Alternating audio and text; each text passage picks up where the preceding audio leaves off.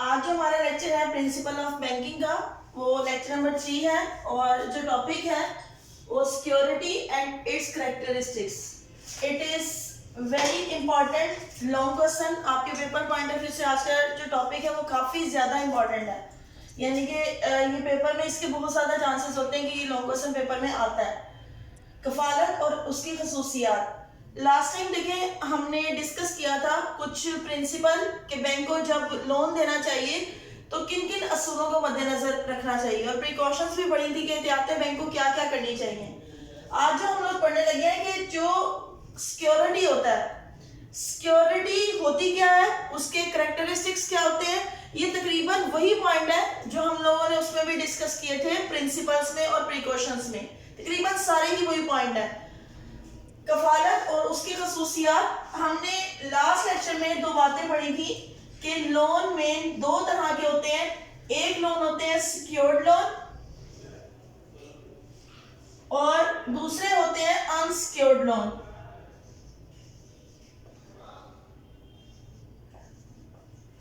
Secured loan वो loan होते हैं जिसके अगेंस्ट बैंक कर्जे देते वक्त कहता है कि आप कोई ना कोई मुझे ऐसी चीज रखवाओ कि कल को अगर कर्जा वापस ना कर सको तो बैंक को नुकसान ना हो, यानी कि बैंक अपनी सेफ्टी, अपने आप को सिक्योर करने के लिए कस्टमर से या जो जिसको वो लोन एडवांस कर रहा होता है उससे कोई ना कोई सिक्योरिटी के तौर पे कोई चीज या प्रॉपर्टी हो गई या ऑर्नामेंट्स हो गई या डॉक्यूमेंट्स, ये चीजें जो उनसे वो रिक्वायर करता है।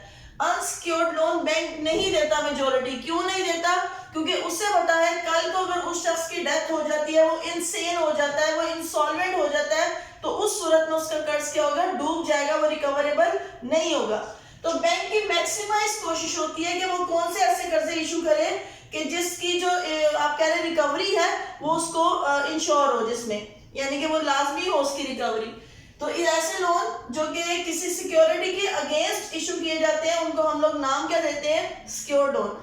आज हम लोगों ने वही चीज डिस्कस करनी है कि सिक्योरिटी क्या होती है जो बैंक डिमांड करे। डेफिनेशन देखिएगा, सर जॉन रीड की डेफिनेशन है, व्हेन अ बैंक और a financial institution advancing loan to a party it takes some valuables as a security.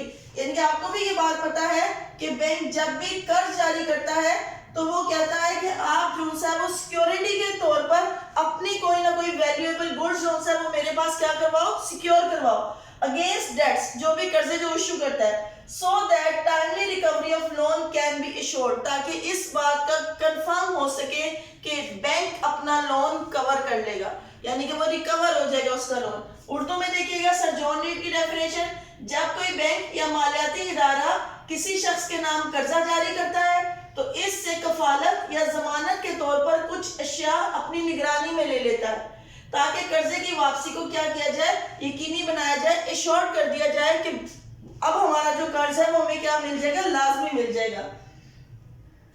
ठीक है, इसकी आप लोगों ने डेफिनेशन भी ये पेपर में काफी दफा short question point of view से भी आपने इसको करना है और लॉन्ग क्वेश्चन के पॉइंट ऑफ व्यू से भी इसको लाजमी करना है, क्योंकि ये very very very important question है आपका board paper point of view से। उसके बाद देखिएगा ये बेसिकली सवाल भी यही आता है, define security, what are the qualities of a good security. कफालत से क्या मुराद है, नीज अच्छी कफालत की खसूसियात क्या होती हैं। देखिएगा सबसे पहले प्राइस स्टेबिलिटी, कीमत में इस्तेहकाम। प्राइस स्टेबिलिटी का मतलब क्या है, हम लोगों ने पढ़ा प्राइस इक्विलिब्रियम कहां पर होता है, जहां पे आपका डिमांड और सप्लाई मार्केट में क्या होता है, इक्वल होता है। जितनी फ्लक्चुएशन प्राइसेस में ज्यादा होंगी, जितनी यानी कि आप कह लें चेंजेस प्राइस में ज्यादा होंगी, आपका जो बिजनेस होता है वो इतना ज्यादा ही क्या हो जाता है, रिस्की होता है। या आप सपोज करें बैंक ने जो सा है वो गोल्ड सिक्योरिटी के तौर पे अपने पास रख लिया है, गोल्ड की जो वैल्यू है वो बहुत ज्यादा फ्लक्चुएशन होती है, आज कुछ और है, कल कुछ और होगी, प्रीवियस डे कुछ और थी, नेक्स्ट डे कुछ और होगी, यानी कि इसमें फ्लक्चुएशन बहुत ज्यादा होती है, जिसकी वजह से लोग सोने में पैसा इन्वेस्ट नहीं करते। शेयर्स की वैल्यू ये भी टू मच फ्लक्चुएशन है, अगर ज्यादा प्रॉफिट है तो ज्यादा नुकसान भी हो सकता है। तो बैंक को चाहिए कि वो सिक्योरिटी, गुड सिक्योरिटी वो होती है जिसकी कीमतें क्या रहे, स्टेबल रहे, जिसकी प्राइसेस के इंक्रीज होने के तो चांसेस हो सकते हैं लेकिन वो डेप्रिशिएट वैल्यू ना हो। यानी कि आपको पता है बाज फिक्स एसेट भी ऐसे होते हैं जो वक्त के साथ साथ क्या हो जाते हैं, डेप्रिशिएट हो जाते हैं। डेप्रिसिएशन होती क्या है कि a gradual decrease in a fixed asset during its wear and tear, that is called depreciation। तो बैंक को क्या चाहिए कि वो ऐसी सिक्योरिटी अपने पास ले जिसकी प्राइसेस क्या रहे, स्टेबल हो, जिसकी प्राइसेस में फ्लक्चुएशन ना हो, क्योंकि इस तरह से जो लोन है बैंक को एश्योर होगा कि वो वापस मिल जाएगा, या अगर वापस नहीं भी मिलता तो वो उस चीज को बेचकर अपना पैसा जो सा है वो क्या कर सकता है, रिकवर कर सकता है। सेकंड देखिएगा, इजी सेलेबल, आसान फरोख्त। बैंक को ऐसी चीजें लेनी चाहिए यानी सिक्योरिटी के तौर पे जो इजीली मार्केट में सेल हो जाए, जिसके सेल होने के चांसेस क्या हो, ज्यादा हो। कोई ऐसी सिक्योरिटी ना हो जिसके एक तो सेल करने में अखराजात बहुत ज्यादा लग जाए, वो बैंक सिक्योरिटी नहीं लेता। लाजमी सी बात है वो ऐसी सिक्योरिटी बैंक लेता है, अच्छी सिक्योरिटी वही होती है जो कि ऐसी चीज के अगेंस्ट सिक्योर हो जो आसानी से मार्केट में क्या हो सके, फरोख्त हो सके। तीसरी, इजी प्राइस डिटर्मिनेशन, आसान कीमत का तयन, यानी कि कीमत के तयन में आसानी। बैंक को चाहिए या गुड सिक्योरिटी वो होती है जिसकी प्राइस का बैंक को आज भी पता हो, आने वाले वक्त में भी प्रिडिक्टेबल वो प्राइस हो, यानी कि ये ना हो कि अनसर्टेन प्राइस है, भाई आज कुछ हो रहा है इन फ्यूचर कुछ हो जाएगी, ये चीज नहीं होनी चाहिए। यानी कि इसमें डिटर्मिनेशन जो प्राइस की है वो क्या हो, ज्यादा हो, यानी कि आने वाले वक्त में उसकी कीमत का अंदाजा हो। ये ना हो कि हम प्राइस का अंदाजा नहीं लगा रहे और कल को बैंक को इस चीज का क्या हो सकता है, नुकसान भी हो सकता है। उसके बाद देखिए सेफ्टी, बैंक को ऐसी सिक्योरिटी अपने पास लेनी चाहिए या फिर जो सा है वो अच्छी सिक्योरिटी वो होती है जिसको आसानी से महफूज किया जा सके, यानी कि ये ना हो कि वो कहीं गुम हो सकती है या जो सा है वो चोरी हो सकती है। तो बैंक को ऐसी चीज लेनी चाहिए जो कि सेफ आसानी से हो सके। उसके बाद देखिए ड्यूरेबिलिटी, पायदारी, बैंक को ऐसी चीज लेनी चाहिए जो कि पेरिशेबल ना हो। ये हमने लास्ट उसमें प्रिंसिपल भी पढ़ा था और प्रिकॉशंस में भी पढ़ा था। अब देखिए आप बैंक से कर्ज लेने जाते हैं, अगर आप बैंक को कहते हैं भाई हम जो सा है वो मीट्स, फ्रूट्स और वेजिटेबल सिक्योरिटी के तौर पे रखवा देते हैं, तो क्या बैंक कर्ज देगा? Obvious note. क्यों नहीं देगा? क्योंकि उसे पता है ये पेरिशेबल गुड्स है, इनकी कोई वैल्यू नहीं, आज वैल्यू है तो कल ये जीरो वैल्यू है, क्योंकि वो चीजें क्या हो जाएंगी, खराब हो जाएंगी। तो बैंक को चाहिए कि वो ऐसी चीज सिक्योरिटी के तौर पे ले जिसकी जो ड्यूरेबिलिटी है वो लॉन्ग टर्म है, यानी कि वो पायदारी जो है वो ज्यादा अरसे के लिए, ये नहीं कि वो चीजें क्या हो जाएंगी, खराब हो जाएंगी। तो अच्छी कफालत वही होती है जो कि क्या होती है, ड्यूरेबल होती है, ज्यादा अरसा जो है वो चलती रहती है। इसके बाद आ जाती है अनडिस्प्यूटेड, गैर मुतनाज़े। देखिए अगर सपोज करें कोई ऐसी प्रॉपर्टी बैंक ने सिक्योरिटी के तौर पे ले लिया जिसके ऊपर ऑलरेडी जो सा वो कोई केस चल रहा था, अब जिस बंदे को बैंक ने लोन दिया है हो सकता है कल को वो अपना कोर्ट केस हार जाता है और वो प्रॉपर्टी उसकी नहीं रहती, तो बैंक को उस सूरत में भी नुकसान का सामना जो सा है वो करना पड़ सकता है, क्योंकि वो क्या थी, डिस्प्यूटेड थी। अब डिस्प्यूटेड में ऑब्वियसली बात है एक पार्टी जीतेगी तो दूसरी पार्टी हारेगी, और मे भी वो पार्टी केस हार जाए जिसको बैंक ने क्या दिया होगा, लोन दिया होगा। तो बैंक को यानी कि गुड सिक्योरिटी वो होती है जिसमें जो सा है वो किसी किस्म का कोई डिस्प्यूट, किसी किस्म की जो सा है वो कोई ऐसी हिडन थिंग्स ना हो जो कि कल को फ्यूचर में बैंक को बैड डेट्स का सामना करना पड़े। उसके बाद देखिए 7 नंबर है इसका, सोर्स ऑफ इनकम।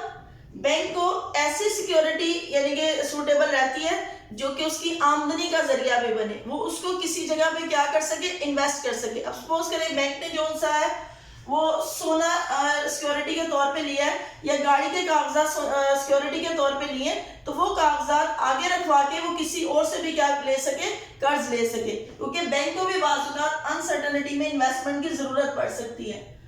अगला पॉइंट तकरीबन इंक्रीज इन प्राइस। बैंक को चाहिए एप्रिशिएबल गुड्स, ऐसी गुड्स अपने पास सिक्योरिटी के तौर पे रखे। या गुड सिक्योरिटी वो होती है जिसकी वैल्यू क्या होती हो, एप्रिशिएट हो, जिसकी वैल्यू फ्यूचर में बढ़ जाए। जैसे प्रॉपर्टी है, प्रॉपर्टी आपको पता है इनकी वैल्यू क्या होती है, इंक्रीज होती है। इसी तरह कोई ऐसा फिक्स एसेट बैंक को नहीं लेना चाहिए जिसकी वैल्यू क्या होती हो, डेप्रिशिएट हो, कम हो। अगर कम होगी वैल्यू, और आपको ये बात अच्छे तरीके से पता है कि बैंक अगर सपोज करें 1 लाख का लोन जो सा है वो दे रहा है, तो बैंक रिक्वायर करता है कि आप 1,20,000 का जो सा है वो कम से कम मेरे पास क्या रखवाएं, सिक्योरिटी। तो ऐसी वैल्यू बैंक को यानी कि ऐसी चीज बैंक को लेनी चाहिए सिक्योरिटी के तौर पे जिसकी वैल्यू मजीद इंक्रीज हो। अगर डिक्रीज होती है, अगर सपोज करेंगे जो 1,20,000 की चीज रखवाई है या शेयर्स रखवाए 1,20,000 की, हो सकता है इनकी वैल्यू 90,000 पे आ जाए, जबकि बैंक ने कर्ज जो दिया था वो कितने का दिया था, 1 लाख रुपए का कर्ज दिया था, तो बैंक को 10,000 का नुकसान हो सकता है। तो बैंक ऐसी सिक्योरिटी अच्छी रहती है बैंक के लिए, या वो बेटर रहती है जिसकी वैल्यू इन फ्यूचर क्या हो जाए, इंक्रीज हो जाए, ना कि डिक्रीज हो। उसके बाद दोबारा कर्जे की सहूलत, ये सेम वही पॉइंट है कि बैंक को अच्छी सिक्योरिटी वो रहती है जो बैंक दोबारा, आपको पता है बाज़ कमर्शियल बैंक्स को भी जरूरत पड़ जाती है किस चीज की, कि वो पैसा उनको चाहिए होता है, यानी कि उन्होंने सपोज करे कर्ज दिया है तो कर्ज की जरूरत कमर्शियल बैंक को भी पड़ सकती है, तो वो किसके पास जाता है, सेंट्रल बैंक के पास जाता है, स्केड्यूल बैंक जो होते हैं आपके। अब वो क्या सिक्योरिटी रखवाएंगे, वो जो पर्सन ने सिक्योरिटी रखवाई है वो उसी को दोबारा क्या करवा देंगे, as a security central bank के पास रखवा के दोबारा कर्ज भी जो सा है वो ले सकते हैं। यानी कि अच्छी सिक्योरिटी वो होती है जो कि दोबारा जिससे कर्जे की सहूलत मौजूद हो। उसके बाद देखें reasonable sale price, good security relates with the good sale. अगर जो सा है कि अच्छी सिक्योरिटी वो सिक्योरिटी होती है जिसमें जो सा है कमर्शियल बैंक अगर कल को वो पर्सन लोन वापस नहीं करता तो बैंक उसकी वो जो प्रोडक्ट है या जो प्रॉपर्टी है या कोई भी चीज जो उसने उसके सिक्योरिटी के तौर पे रखवाई है उसको बेचकर क्या कर सकता है, वो पैसे रिकवर कर सकता है। अगर आप देखें नुकसान होता है तो उस सूरत में नुकसान किसका होगा, सिर्फ बैंक का होगा, उस पर्सन का नहीं होगा। रिस्ट्रिक्शन बाय द गवर्नमेंट, कोई ऐसी चीज बैंक को सिक्योरिटी के तौर पे नहीं लेनी चाहिए जिस पर हुकूमती पाबंदी हो या जिसमें हुकूमती इजाजत की जरूरत हो।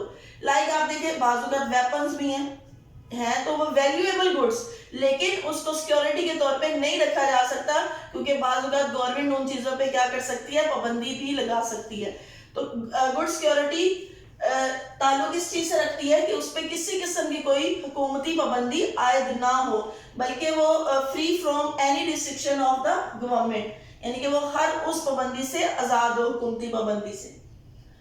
इसके बाद देखिए ऑलरेडी अंडर डेट, जेरे बार ना हो, यानी कि बैंक को ऐसी कोई सिक्योरिटी अपने पास नहीं लेनी चाहिए जो पहले से किसी, सपोज करें एक शख्स था उसके पास एक घर है, प्रॉपर्ट मकान है, यानी कि अब वो क्या करता है, एक बैंक में उसके कागजात रखवा देता है, दूसरे बैंक में उसकी पोजेशन के अगेंस्ट कर्ज ले लेता है। तो बैंक को पहले टोटली तौर पे क्या कर लेना चाहिए, इस चीज को इन्वेस्टिगेट करना चाहिए कि वो जो सिक्योरिटी ले रहा है उससे पर्सन से या जो उसका डेटर है उससे जो सिक्योरिटी ले रहा है वो पहले से किसी और को कर्ज के अंडर तो नहीं है, यानी कि पहले किसी सिक्योरिटी के अगेंस्ट तो नहीं वो इशू की गई।